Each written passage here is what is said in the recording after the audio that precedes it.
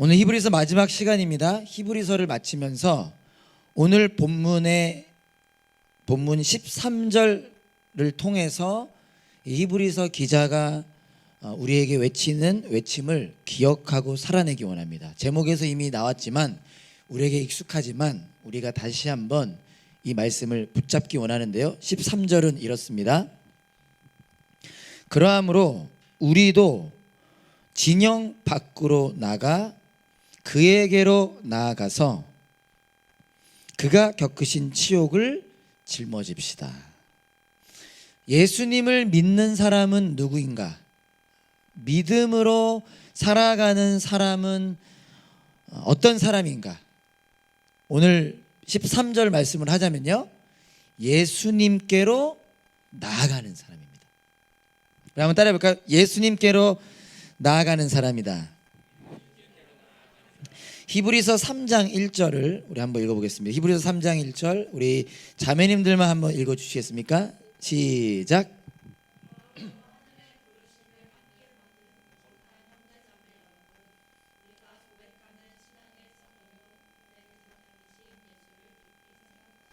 아멘.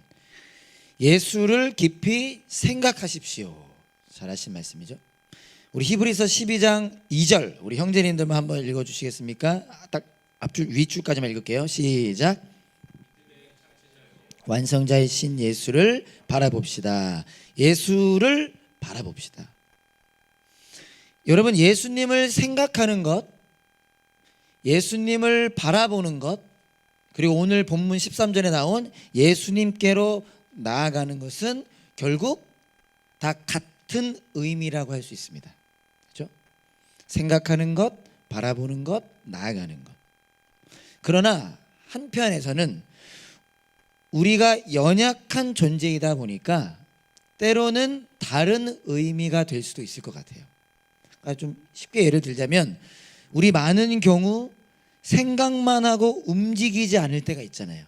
특별히 365일 한다는 그 다이어트를 생각해 볼 때 이렇게 해야지, 뭐 1월 1일 날 이렇게 해야지, 이런 거 안 먹어야지, 이런 거 해야지 생각은 하지만 움직이지 않을 때가 많잖아요. 마찬가지로 예수님을 생각만 하고 끝날 수 있습니다. 예수님을 바라보기만 하고 끝날 수 있습니다. 그러나 믿음으로 살아가는 삶은 어떤 삶인가? 예수님을 생각하고 바라볼 뿐만 아니라 어떻게 하는 거라고요? 예수님께로 나아가는 것. 영어로 보면 go to him 이라고 나옵니다. Let us go to him. 예수님께로 나아가는 것입니다. 마치 우리가 매일 아침, 여러분 내일도 가시죠? 가시나요? 매일 아침 직장으로, 학교로 go to, 나아가듯이 우리 멜번 사는 사람들 특별히 커피 중요하죠. 매일 아무리 바빠도 카페로 나아가듯이, 특별히 우리 담임님께 운동 좋아하지 않습니까? 어떤 일이 있어도 운동하러 나아가듯이 우리와 함께 하시는 예수님께로 나아가서 뭐 하는 걸까요? 그 예수님과 동행하고 그 예수님께 순종하는 삶이 바로 우리 그리스도인들의 삶이다라는 것입니다. 이미 잘 알고 있는 내용이지만 오늘 이 시간이 다시 한번 go to him, 예수님께로 나아가기로 결단하고 나아가는 시간 되기를 소망합니다. 지금 이 설교 시간에도 여러분 go to him, 예수님께로 나아가십시오.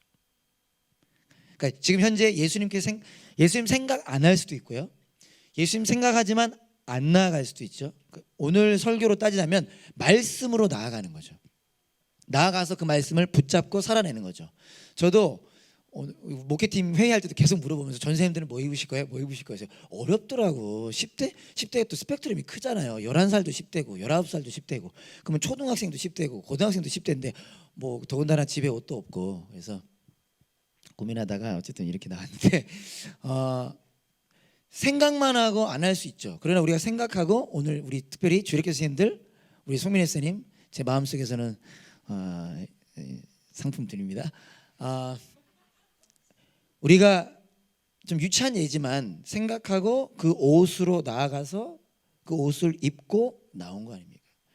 마찬가지로 오늘 저와 여러분이 너무 간단하고 우리에게 익숙한 너무 잘 알고 있는 내용이지만 예수님께로 나아가기 원합니다. 오늘 예배가 마치고 나서도 예수님께로, 앞으로 월요일부터 토요일까지 한 주간 예수님께로 나아가는 저와 여러분 될 수 있기를 간절히 소망합니다. 이렇게 하고 끝날 수는 없죠. 오늘 본문이 조금 어려울 수 있습니다. 조금 10절에 보면 미안합니다. 조금 어려울 수 있습니다. 10절 보면요 여러분 제가 한번 읽어볼게요. 우리에게는 한 제단이 있습니다. 그런데 유대교의 성전에서 섬기는 사람들은 우리의 이 제단에 놓은 제물을 먹을 권리가 없습니다. 이해되세요? 10절 좀 어렵죠? 어려울 수 있죠. 뭐 이해되는 분도 계실 거고. 여기서 우리는 누구죠? 1차적으로는 히브리서라고 하는 편지를 받아볼 그리스도인, 그리고 결국 우리 모두를 뜻할 수도 있습니다. 유대교의 성전에서 섬기는 사람 누굴까요? 유대교인 사람들을 말하는 겁니다. 당시 히브리서라고 하는 편지의 첫 독자였던 유대인 그리스도인들은 유대교 사람들로부터 여러 공격을 받았는데 그 공격 중 하나가 뭐였냐면, 여러분 좀 딱딱하지만 한번 잘 들어보시면 좀 도움이 될 거예요. 이런 공격을 받았습니다. 너희들은 성전도 없잖아. 너희들은 제사도 없잖아. 무슨 말인지 아세요? 지금 이 히브리서의 첫 독자인 유대인 그리스도인들도 예전에는 유대교였죠. 그리고 지금 공격하는 사람들이 중에 유대교 사람들이 공격을 하는데 그들은 뭐예요? 여전히 예루살렘 성전이 가장 중요하고 거기서 제사 드리는 사람들입니다. 그러니까 그들이 그리스도인 된 사람들한테 뭐라고 공격하는 거냐면, 너희들은 성전 없잖아. 너희들은 제사도 없잖아. 그게 무슨 말이냐면 눈에 보이는 게 없다는 의미예요. 예수님 믿는다고 하는데 보여줘봐. 보여줘봐. 하나님 살아계신다고 하는데 보여줘봐. 근데 우리는 눈에 보이는 성전도 있고 제사도 있어. 너희들 아무것도 없잖아. 이렇게 공격을 하는 겁니다. 그러니까 가뜩이나 여러 가지 고난과 아픔 때문에 힘들었고 의심이 있었어요. 하나님 정말 살아계신 걸까? 하나님 정말 나에게 관심이 있으신 걸까? 나를 사랑하시는 걸까? 그것 때문에 가뜩이나 힘들었는데 이 눈에 보이는 것으로 유대교 사람들이 공격하니까 그들은 그 마음이 더 흔들렸고, 왜 여러분들도 친구들한테 그런 공격 받아본 적 있으실까요? 마음이 더 흔들렸고 그래서 다시 예전으로 돌아가고 싶어 했습니다. 그러니까 지금 너무 힘들다 보니까 조금이라도 익숙한, 그리고 뭔가 눈에 보이는, 붙잡을 수 있는 것으로 돌아가고 싶어 했던 거죠. 그런 그들에게 히브리서 기자가 말하는 것입니다.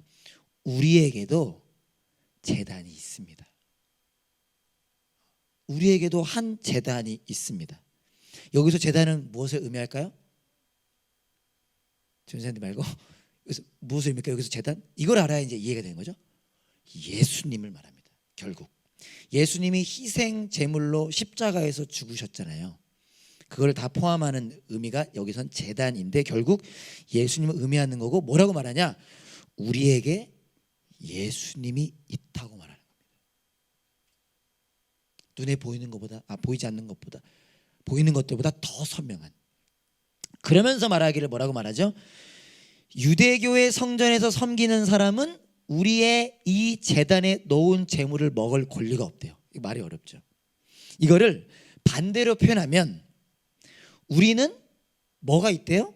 이 제단에 놓은 제물을 먹을 권리가 있대요. 자, 근데 여기서 제단은 누굴 뜻한다 그랬어요? 예수님을 뜻한다 그랬죠. 그럼 뭐예요? 우리는 예수님께 놓은 제물을 먹을 권리가 있다. 예수님이라고 하는 제단에 놓여져 있는 제물을 먹을 권리가 있다. 이게 뭐죠? 이건 한마디로 예수님과의 교제를 의미하는 겁니다. 먹는다라는 것은. 요한계시록에 보면 예수님께서 이런 말씀하셨어요. 요한계시록 3장 20절에 보면, 여러분 많이 들어보셨을 법한 말씀인데, 보아라, 예수님 말씀하십니다. 내가 문 밖에 서서 문을 두드리고 있다. 누구든지 내 음성을 듣고 문을 열면 나는 그에게로 들어가서 그와 함께 먹고 그는 나와 함께 먹을 것이다. 예수님을 믿는다는 것, 예수님을 더 깊이 알게 된다는 것, 그분과 관계하게 된다는 것을 뭐라고 표현하고 있죠? 나는 그와 더불어 먹고 그는 나와 더불어 먹을 것이다. 예수님과의 관계, 교제를 의미하는 것입니다. 즉 눈에 보이지는 않지만 분명히 살아계시고 함께 하시는 예수님과의 관계 안에서의 교제가 있다는 것입니다. 누구에게요? 그리스도인들에게, 예수님 믿는 자들에게. 그리고 나서 11절 12절로 이어지는데 이것도 좀 어렵습니다. 10절에 이어서 그 예수님에 대한 이야기를 하고 나서 무슨 이야기로 이어지느냐? 속죄의 일에 대한 이야기를 합니다. 이런 시간 아니면 설명할 길이 없으니까 11절 12절을 제가 죄송합니다. 여러분들이 한번 읽어주셨어요? 목이 좀 되는데 11절 12절 한 번 더 읽어주세요. 천천히 생각하면서 읽어보세요. 시작.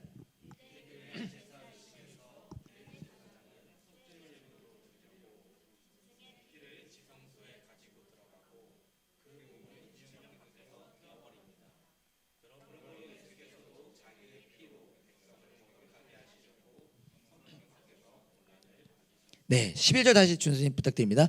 그리고 나서 무슨 얘기하냐? 속죄일 얘기를 해요. 속죄일은 오늘 듣고 까먹더라도 한번 잘 들어보세요. 1년에 한 번, 속죄일 들어봤죠? 우리 통독 거의 다 한 번쯤 해봤잖아요.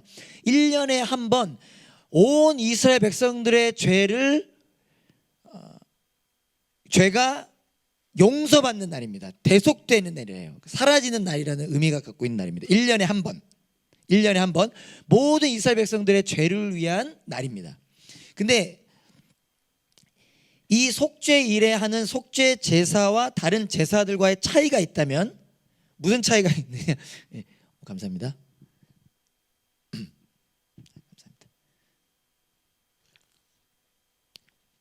죄송합니다. 감사합니다. 자, 다시 1년에 한 번 속죄일이 있는데 모든 이스라엘 백성들의 죄가 용서받는다라고 하는 개념의 제사를 드리는 날입니다. 근데 다른 제사와 차이가 있다면 다른 제사는 제사에 사용했던 제물을, 물론 모든 게 그런 건 아니지만 대부분이 제사장이 먹습니다. 제사를 드린 후에 그 고기를 먹어요. 근데 속죄 제사에 사용했던 제물은 뭐가 다르냐? 여기에 나오듯이 그 피는 성소 안에, 특별히 지성소에다가 뿌리고 그 몸, 짐승의 다른 나머지 부분들은 진영 밖으로 가지고 가서 불태웁니다. 여기서 진영은 이스라엘 백성들은 구약 시대에 텐트 치고 살았잖아요. 회목을 중심으로 동서남북에 텐트 쳤잖아요. 그 진영 밖을 말하는 거예요. 그래서 영어로 보면 outside camp라고 나옵니다. outside the camp. 진영 밖으로 가지고 가서 불을 태웠습니다. 자, 근데 이 얘기를 갑자기 왜 하느냐? 그러면서 12절로 이어지는 겁니다. 히브리서 기자가 구약의 이 속죄일 이야기를 통해서 무엇을 결국 이야기하는 거냐? 이 속죄일은 여러분들이 잘 알고 있는 우리 조상들이 했던 이 속죄일은 결국 예수님의 십자가 사건을 나타내는 것이다 라고 이야기하는 겁니다. 구약 시대의 제사는, 그 속죄 제사는 인간의 죄를 완전히 해결하지 못했어요.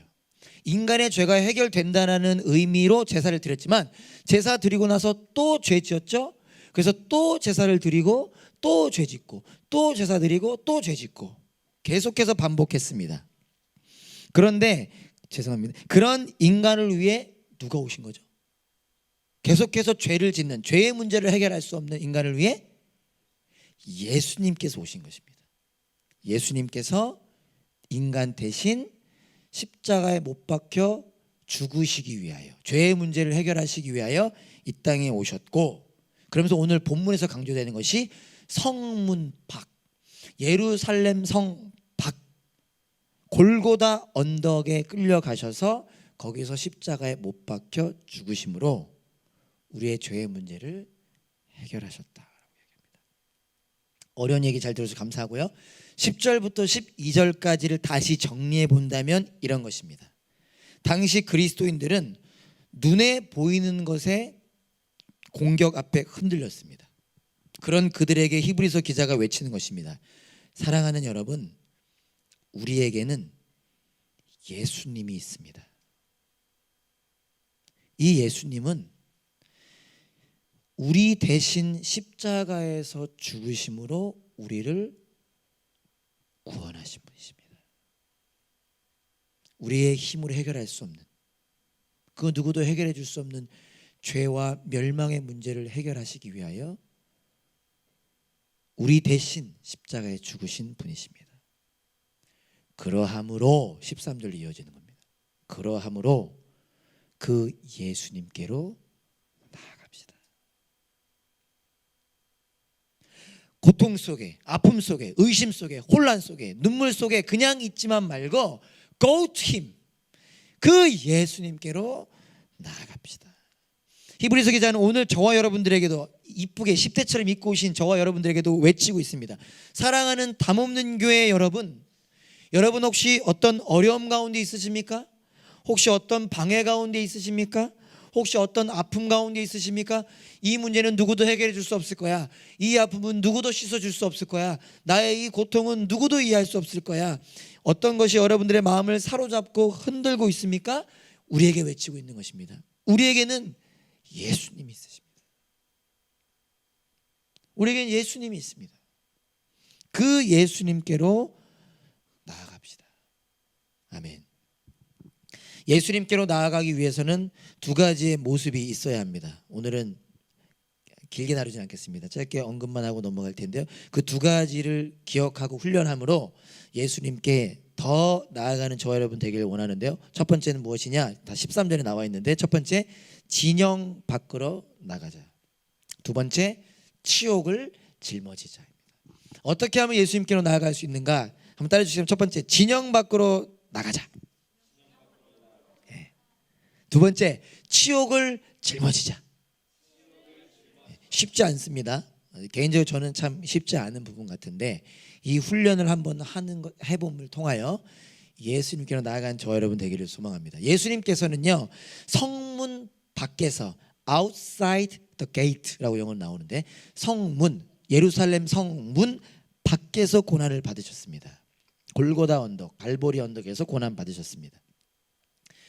예수님을 믿는 자로서 그 예수님께로 나아가 믿음으로 살아가기 위해서는 우리도 예수님처럼, 예수님은 성문 밖, 우리는 진영 밖으로 나가야 합니다. Outside the camp, 진영 밖으로 나가야 합니다.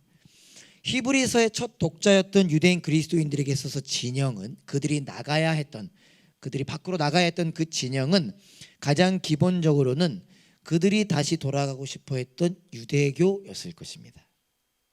거기에 속하면 좀 괜찮아져요. 거기에 속하면 좀 공격 덜 받습니다. 하지만 거기 있어서는 믿는 자로 살아갈 수 없죠. 그게 그들에게 있어서 첫 진영이었겠고요. 아마 뭐 또 다른 것들이 뭐가 있었을까요? 그들에게 익숙했던 것, 눈에 보이는 것, 뭐 잘못된 가르침 등 여러 가지가 있었을 것입니다. 자, 중요한 것은 무엇일까요? 우리에게 있어서 진영은 무엇인가를 생각하는 것입니다. 우리가 go to him, 예수님께로 가기 위해서는 진영 밖으로 나가야 예수님께 갈 수 있습니다. 그럼 우리에게 있어서 우리가 나가야 하는 그 진영은 무엇일까를 여러분들이 한번 생각해 보면 좋겠습니다.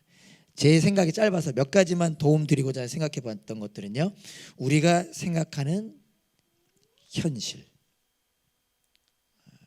그러니까 눈에 보이는 현실, 이 우리가 나가야 하는 진영일 수 있겠죠. 세상의 가치관, 우리는 세상을 지금 역행했습니다.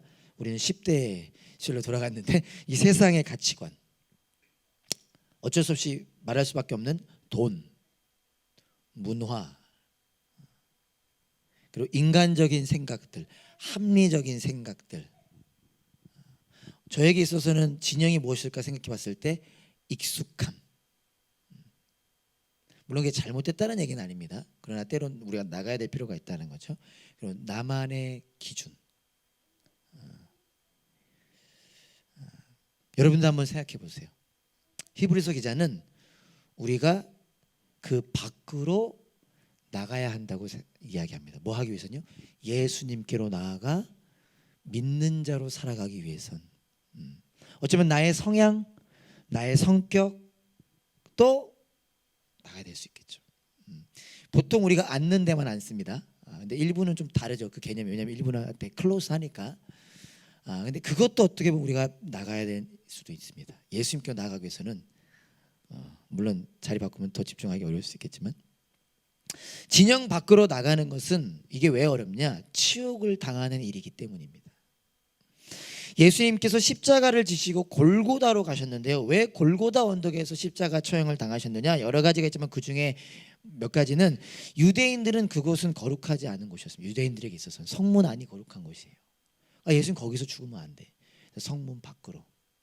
특별히 그 십자가 처형은 가장 비참하고 가장 고통스러운 형벌이었습니다. 우리도 마찬가지일 것입니다. 저와 여러분들이 이 땅에서 예수님을 믿는 자로, 예수님을 따르는 자로 살아간다는 것은 그에 따른 치욕을 감당해야 한다는 것입니다. 우리가 진영 밖으로 나가 go to him, 예수님께로 가면 우리도 그에 따른 치욕을 감당할 것입니다. 때로는 손해보고, 때로는 비웃음 당하고, 때로는 외롭고, 때로는 억울하고 아픈 일들을 겪게 될 것입니다. 우리가 한번 이걸 훈련해 보는 거죠. 그러나 기억하고자 하는 것은 그 길은 진영 밖으로 나가 치욕을 감당하며 예수님을 따르는 그 삶은 누군가를 살리는 삶입니다. 예수님께서 저와 여러분을 살리신 것처럼 저와 여러분들이 예수님께로 간다면, 예수님과 동행하며 예수님께 순종한다면 연약하고 부족한 우리의 삶이라 할지라도 누군가를 위로할 수 있고요, 누군가를 회복할 수 있고요, 누군가를 예수님께로 인도할 수 있는 것입니다. 그 은혜를 누리는 저와 여러분 모두가 될 수 있기를 간절히 소망합니다. 말씀을 마치면서요, 우리 전사님이 알려주셔서 지난 주일 모든 일정을 마치고 집에 돌아가면 우리 목회팀 많이 여러분들 피곤하겠지만, 하지만 저도 전사님 통해서 알게 된 것 같은데 이렇게 노진준 목사님, 저희 교회 금요 설교도 해주셨던, 참 많은 분들이 은혜 받아서 도전 받았잖아요. 노진준 목사님이 다니엘 기도회에 나온다는 연락을 저한테 고맙게 해줬습니다. 저는 이제 다니엘 기도회를 챙겨보지 못하는데 되게 반가운 거예요. 제가 개인적으로 너무 좋아하기도 하고. 그래서 그때 10시쯤이었나 11시쯤이었나 이제 그때 애들이 아마 잠들었었던 것 같아요. 그날따라 일찍 잠들어줘가지고 피곤했지만 그 인터넷으로 노진준 목사님 설교를 같이 들었는데요, 실시간으로 말씀을 전하시면서 마리아와 마르다 이야기를 하셨습니다. 그러면서 이런 얘기, 본인의 이야기를 하셨는데 이런 얘기 하셨어요. 이제 26년간 목회하시고 나서 은퇴하셨거든요. 누가 물어보셨다는 겁니다. 많이들 물어본다는 거예요. 목회하면서 가장 힘들었던 것이 무엇이었습니까를 많이들 질문한대요. 또 이분은 지금 순회 설교자로 곳곳을 돌아다니시니까 또 목회를 잘했다라는 칭찬을 많이 받는 분이시니까 질문을 한답니다. 목회하면서 가장 힘들었던 것 여러 가지가 있대요. 그러면서 그분은 뭐라고 말씀하셨냐면, 안 힘들었던 게 뭐냐고 물어봐야 되는 게 아닌가, 그만큼 힘들었다는 거죠. 하지만 생각해 볼 때 여러 가지가 있었는데 이분은 이렇게 대답하셨습니다.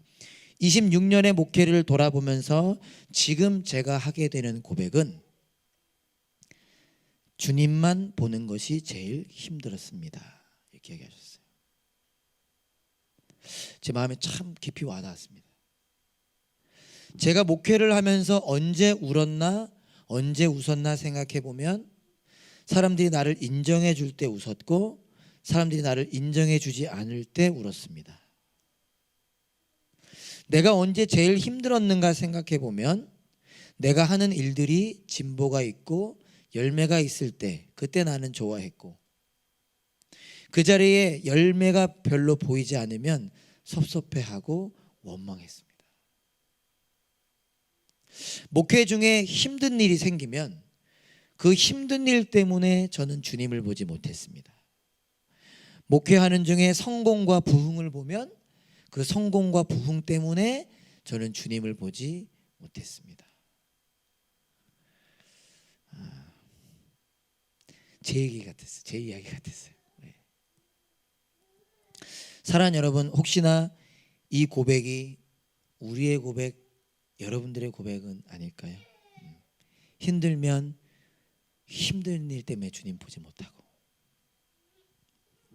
좋으면 좋은 일 때문에 주님을 보지 못하는, 그 힘든 일을 보게 되고 좋은 일을 보게 되는 것이 우리의 우리의 모습이 아닐까. 그러나 히브리서 기자는 우리에게 선포합니다. 그 예수님께서는 어제나 오늘이나 영원히 한결같이 우리를 사랑하시고 우리와 함께 하시며 우리를 인도하시는 분이십니다. 그러니 그 예수님을 생각합시다. 그러니 그 예수님을 바라봅시다. 그러니 go to him. 그 예수님께로 나아갑시다. 그 은혜를 누리는 저와 여러분 될 수 있기를 원합니다. 아멘.